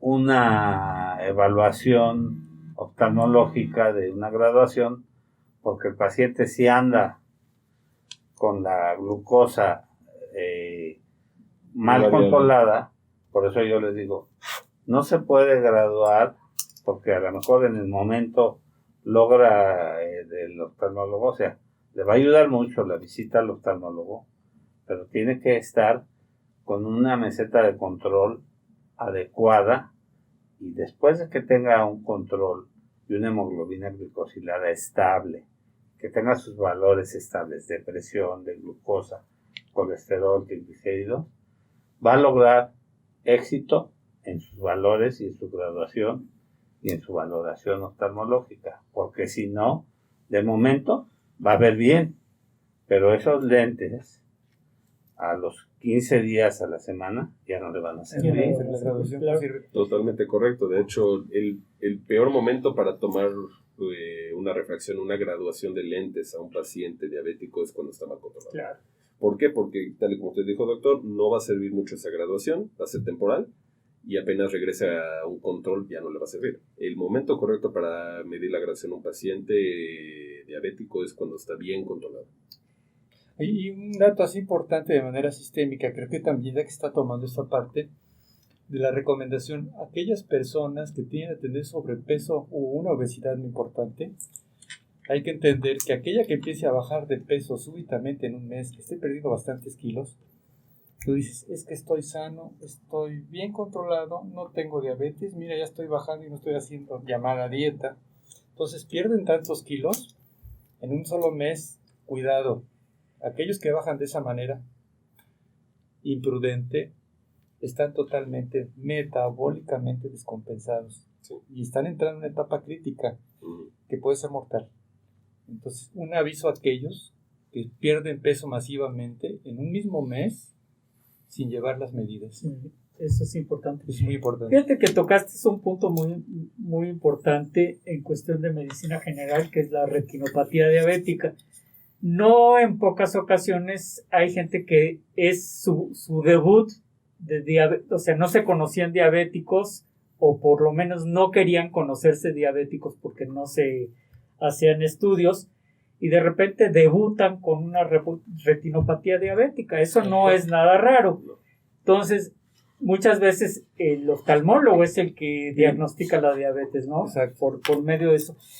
Pero hay un mito popular sobre el manejo de la insulina, ¿sí? O sea, insulina, ya no te dejes que te pongan insulina porque te van a provocar la ceguera. Exactamente. Entonces, eso yo creo que sí, me gustaría que hicieras énfasis ahorita que estamos tocando ese tema, de pues decirle a la gente de que pues el que les administre insulina no les va a acarrear una ceguera. De hecho, el problema es si no les administran la insulina, sí van a tener ceguera. Y la ceguera no es por la insulina, sino es por la retinopatía diabética. No sé qué nos puedas decir al respecto. Sí, de hecho es una duda muy frecuente esa con muchos pacientes diabéticos. De entrada, la retinopatía diabética es una enfermedad de la retina en la cual hay un bajo aporte de sangre y por lo tanto de oxigenación en varias partes de la retina. Y esto se debe a que conforme pasa el tiempo, cuando un paciente tiene niveles de glucosa muy altos, va dañando las paredes de los vasos sanguíneos y va provocando, a través de los años, es un proceso muy largo, que haya o rupturas de algunos vasos y haya sangrados, o que algunas áreas de la retina de plano no le llegue aporte de sangre. Ujú.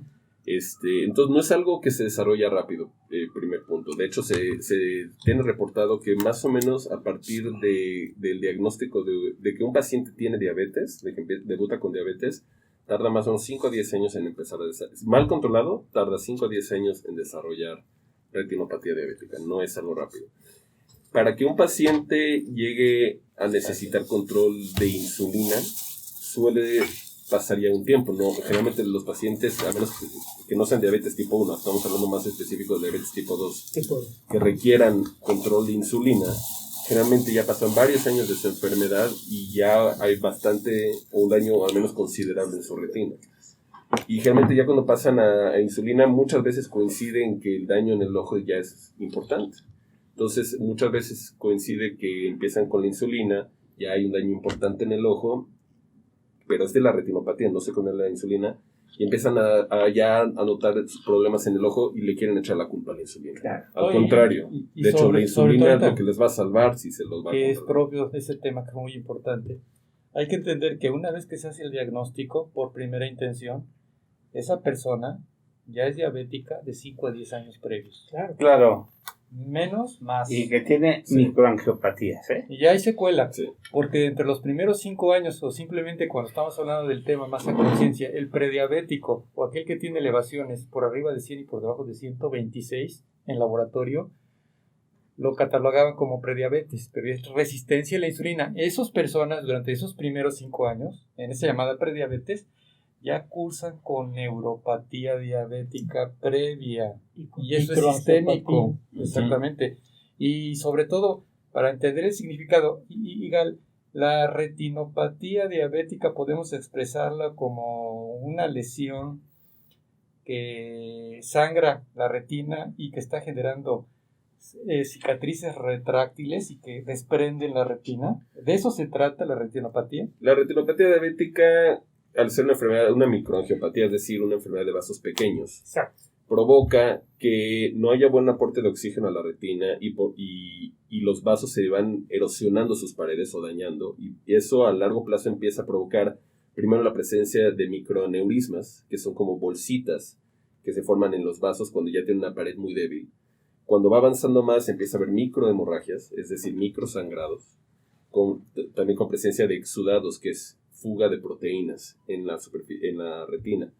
Cuando avanza más y cada vez es peor la oxigenación o el aporte de oxígeno a la retina trata de abastecer esas zonas que no tienen buena oxigenación con la formación de nuevos vasos que se llaman neovasos o neovascularización. La neovascularización en muchas partes del cuerpo suele ser algo que ayuda, por ejemplo, en el corazón, en un paciente que tuvo un infarto agudo del miocardio, en una zona que quedó sin buen aporte de sangre. Si se forman nuevos vasos, es decir, neovascularización, va a ayudar a esa zona. Pero en el ojo es todo lo contrario. La neovascularización es la causa que lleva a que entre a las etapas más severas de la enfermedad, porque son vasos muy irregulares, muy frágiles, que muy fácilmente sangran y además crean una reacción que digamos, provocan adherencias, es decir, que se pegue el vítreo, que es el gel que hay dentro del ojo, a la retina y empiece a traccionar, a jalar. Eso se llama una retinopatía diabética proliferativa, es decir, cuando proliferan vasos, los neovasos, que no son los normales en la retina, y jalan la retina y el vítreo y pueden ir provocando poco a poco un desprendimiento de retina. De ahí que el desprendimiento de retina es muy frecuente en el paciente diabético. Sí, sobre todo en México. Por desgracia, digamos, comparado con la estadística mundial, que hay 4 tipos de desprendimientos de retina. El más común es el regmatógeno, que es el secundario a desgarros. El segundo es el traccional, es decir, cuando hay algo que jala, que tracciona, en este caso la diabetes es la más común. El tercero es el seroso, que es en enfermedades inflamatorias, ya sea del ojo o del cuerpo, que pueden provocar en el ojo que se acumule líquido inflamatorio debajo de la retina. Y el cuarto es cuando es combinación entre traccional o secundaria y secundaria a un desgarro. Pero por mucho más frecuente es el secundario a los desgarros, es el regmatógeno. Pero eso a nivel mundial, pero a nivel México, pues los traccionales, que son los de la retinopatía diabética, por mucho están, todavía no han llegado a emparejar ni los va a emparejar a los reumatógenos, que son más frecuentes, pero la incidencia en México es más alta, me atrevo a decir que casi todo el mundo o todo el mundo. Si a esto le estamos agregando la enfermedad aterotrombótica, que también afecta a los vasos a nivel retiniano, ¿no? Sí, que es un factor de riesgo muy importante a nivel mexicano. Sí, Sí, de hecho hay muchas oclusiones vasculares en la retina. Tengo que recordar que la persona que está totalmente descompensada diabética se incrementa el riesgo de aceleración de la coagulación, por eso sube el efecto trombótico. Hablando ya a nivel técnico, ¿no? El fibrinógeno se activa que de ahí, y agruma. También Forma vienen émbolos y los ocluye. problemas de infarto, los eventos cardiovasculares, que el factor de riesgo principal es el factor de la aterotrombosis, ¿no? Pero aquí preguntaban también que si el usar lentes de contacto le daba más condiciones de infección. Ya se había contestado que por cuestiones de higiene que tenía que doblar o redoblar las cuestiones de higiene, ¿no? Y otra de las preguntas, que si el uso de lentes o de gogles era mejor aparte del cubrebocas. Ya también se mencionó que sí, ¿no? Creo que tenías un par de diapositivas más, sí, pero ya no. ¿La podemos poner, por favor? La siguiente. Esas eran otras causas menos frecuentes de conjuntivitis, pero para abordar un poco el tema de catarata. ¿Qué es catarata? Catarata es cuando el cristalino, que es el lente natural que todos tenemos dentro del ojo, cuando el cristalino, conforme pasa la edad, se empieza a opacar. ¿Ok? Y hay muchas causas de esta opacidad del cristalino. La más frecuente es la edad. Por mucho, la gran mayoría de las cataratas, probablemente más de un 95%, son secundarias a la edad. Es decir, se les llaman cataratas seniles. Generalmente estas, aunque la definición estrictamente dice que cualquier catarata después de los 50 años es senil, realmente es más después de los 65 años, pero si somos muy de libro, la definición dice que cualquier catarata arriba de 50 años de edad. Las metabólicas hay muchas causas, siendo la más frecuente la diabetes mellitus. Metabólica se refiere a cualquier proceso de algún daño en el metabolismo del cuerpo humano o alguna irregularidad. Por ejemplo, también puede ser en la galactosemia, que la galactosemia es una enfermedad más genética, pero que hay altos niveles de galactosa en el cuerpo, y también puede esto favorecer ciertos cambios bioquímicos en el cristalino que hacen que se opaquen. La traumática, cualquier tipo de trauma en el ojo te lo puede causar. Lo más común son los traumas penetrantes, pero pueden haber también traumas contusos que te pueden llevar a problemas del ojo, como catarata o desprendimientos de retina. Las congénitas, que es un tema que, aunque es poco común, es muy importante porque tenemos muy poco tiempo para tratarlas. Un paciente con catarata congénita idealmente se debe operar en los primeros 6 meses de vida. En cuanto puede ser también en pacientes electrocutados, eso se desarrolla casi instantáneo. Y las medicamentosas, que ya habíamos hablado un poco con el tema de dexametasona, aunque también otros medicamentos te lo pueden provocar, como también uno de uso frecuente es la miodarona, que es un antiarrítmico, o también la fenotiazina, que lo dan mucho para dolores en infecciones de vías urinarias. Podemos poner la siguiente, por favor. Esto ya lo había mencionado, pero recalcando, los desprendimientos de retina es cuando la retina se separa. La retina es como la capa más interna del ojo, es la capa de nervios del ojo. Y cuando se separa por algún motivo de la capa que lo sostiene, que se llama la coroides, y del epitelio pigmentado de la retina, a eso se llama desprendimiento de retina. El más común por mucho es los de tipo reumatógeno, que estos se deben a la formación de agujeros o desgarros en la superficie de la retina, y entonces se empieza a meter líquido a través de esos desgarros y se empieza a acumular debajo de la retina y la desprende. Los traccionales, que son los más comunes en los diabéticos, aunque realmente en cualquier retinopatía que se le llama proliferativa, que hay muchas enfermedades que lo pueden hacer, pero la más común por mucho es la en los diabéticos. Y aquí hay tracción, es decir, los vasos anormales que se forman en el diabético empiezan a jalar la retina y la desprenden. Luego están los serosos, que son en enfermedades inflamatorias, ya sea del ojo o del cuerpo. Por ejemplo, hay un síndrome que se llama el síndrome de Vogt-Konayagiarada, que es un síndrome que afecta a todo el cuerpo humano, pero sobre todo más al ojo y a la cara, y produce un desprendimiento de retina con líquido inflamatorio debajo de la misma. También algunos tumores, tanto benignos como malignos. Y mixtos es cuando hay combinación, sobre todo del tipo regmatógeno y traccionales. Y creo que esa es la última. A ver, hay una más, creo. Y nada más. Bueno, ahí están preguntando que dónde se encuentra el doctor. Estamos aquí en el Hospital Español, en la Torre de Consultorios Amarilla, en el consultorio 303. Y a Elsan te saluda desde California. Es mi hermano. Su hermana, su porra. Exacto.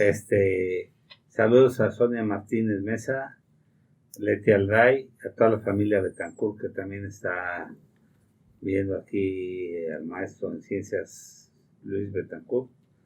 Y ¿tienes algún anuncio? Bueno, hacerles una atenta invitación para nuestro congreso de Acapulco que va a ser ahora en el 2021. Lo pasamos de septiembre a mayo del 2021, 20 de mayo, para que vayan apartando la fecha. Principalmente médicos generales, médicos ginecólogos. Estoy en pláticas con algunos laboratorios porque el curso que dimos, el primer curso virtual, Sí.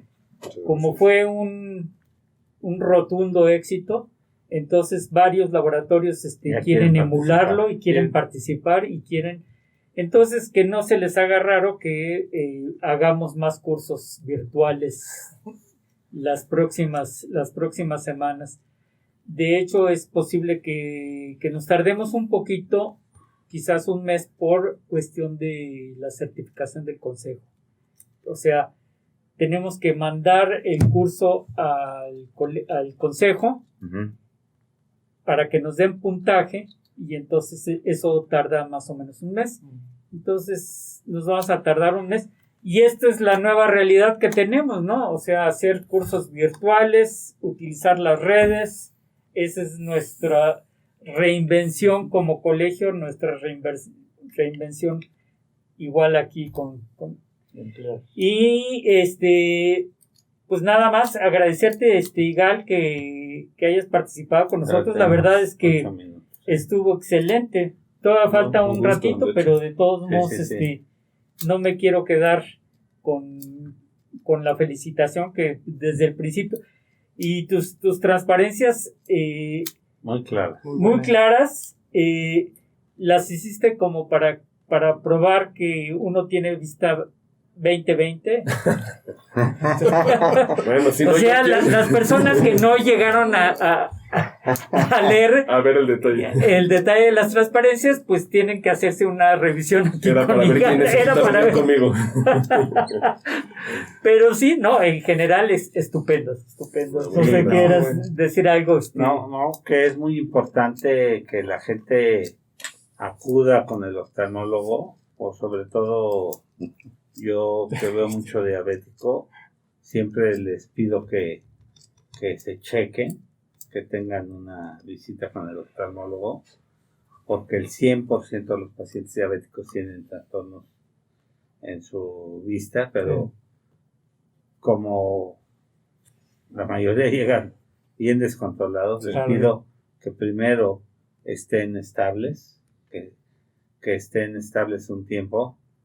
Ayer me llegó una paciente que le empecé a insulinizar, que llegaron con todos los tabús del mundo de la insulina.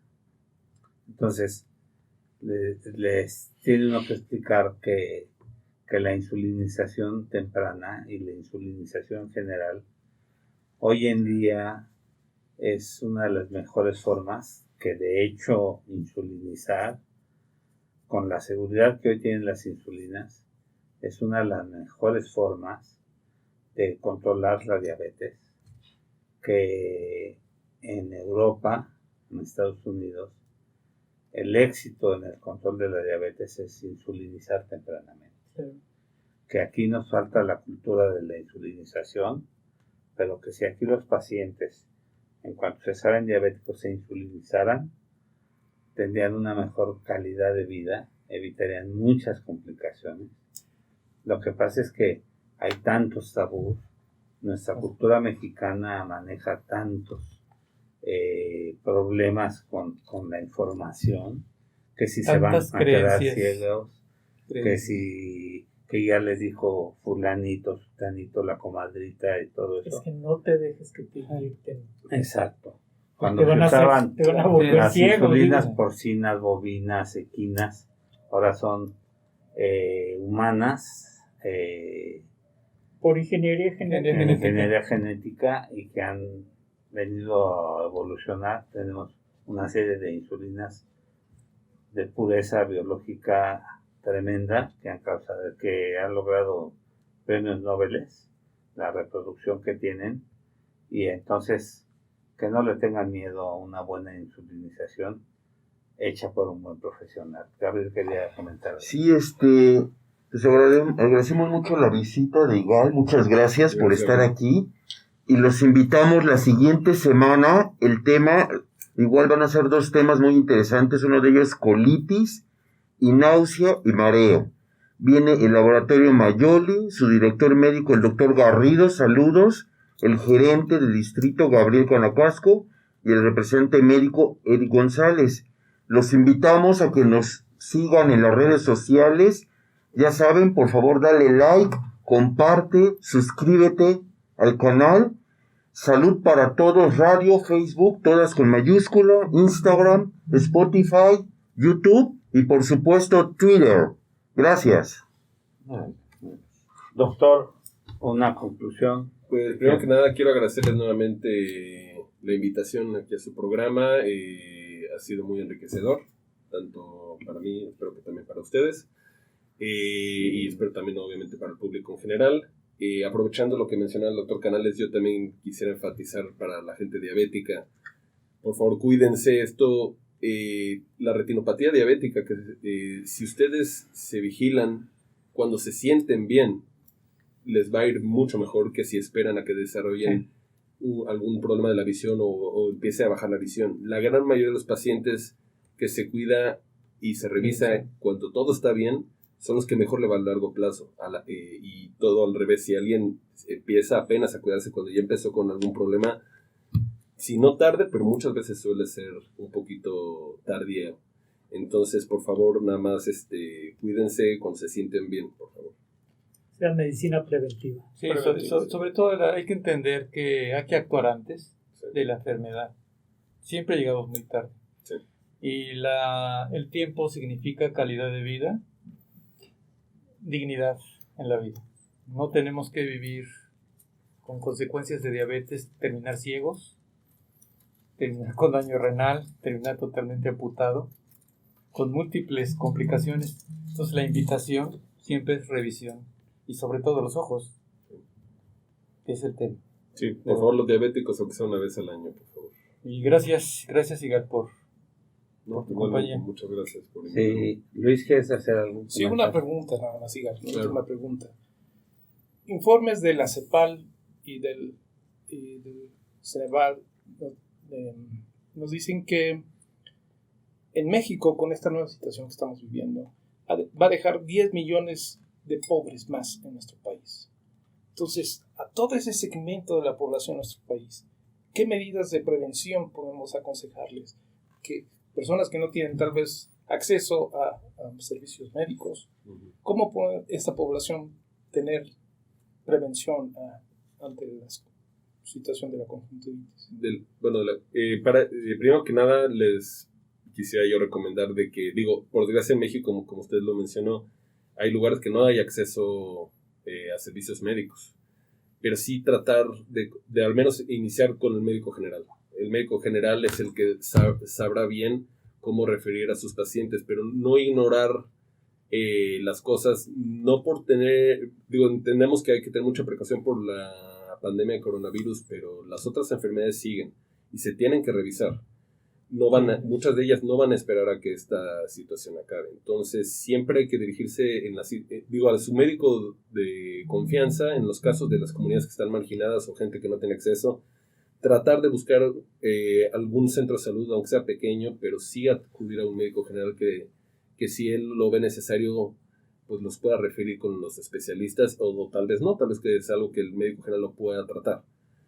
Pero no ignorar, entiendo que hay que tener hay que tener precaución, miedo no, pero sí hay que atenderse todo síntoma o molestia, inclusive, aunque no las haya, si es uno diabético, tiene una enfermedad sensible, vigilarse. Aquí no es tiempo tampoco para esperarse y demorar su control de salud de otras enfermedades. Prevención y educación. Estilo de vida.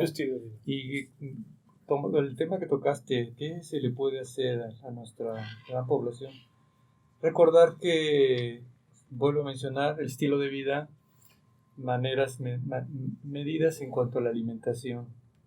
Creo que es importante. En México somos uno de los primeros países en el mundo consumidores de bebidas azucaradas.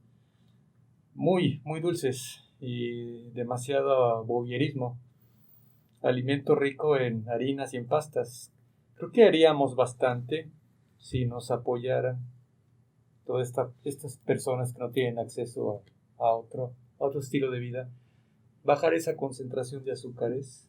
Ya están haciendo bastante por su salud. Mejorando su tipo de alimentación. Así es. Algo que ojalá hubiese, ya hay en algunos países del mundo, pero hablando por ejemplo en pacientes con retinopatía diabética, cada vez, y va a haber más, telemedicina, no solo en oftalmología, sino en todas las especialidades. Y por ejemplo, hay en algunos lugares en que llevan ciertos grupos internacionales como Orbis, que es un grupo internacional de oftalmólogos que viaja a distintas partes del mundo y da material para que inclusive médicos generales o técnicos, no tienen que ser médicos, con ciertos aparatos como lentes puedan, colocárselo al paciente, y un retinólogo como nosotros poder ver a larga distancia la imagen, aunque no estemos presentes ahí, de cómo se ve su ojo o su retina, y decirle, ¿sabes qué? Este paciente tiene tal situación, esto es lo que se le debe de hacer. Y esa es una manera, hay grupos, ojalá hubiera más, pero sí hay ciertos grupos, no sé si ya hay en México alguno que tenga ese alcance, pero que sí va a estas comunidades muy marginadas o con gente muy pobre, en situaciones de pobreza importante, y las podemos ayudar de esa manera sin siquiera estar presentes en el lugar. Perfecto. Pues muchas gracias a todos, gracias a todas las gentes que nos hicieron favor de escucharnos. Esperamos que tengan un excelente día y un mejor fin de semana. Muchas gracias Sai y Jesús, que nos apoyan con la producción. Muchas gracias. Y a toda la gente que pasen un muy buen día. Muchas gracias. Gracias a todos. Muchas gracias.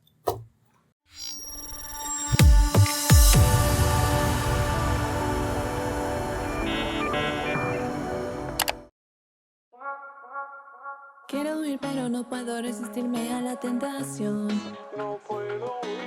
de sentir que vuelo en tus brazos y me quedo sin opción.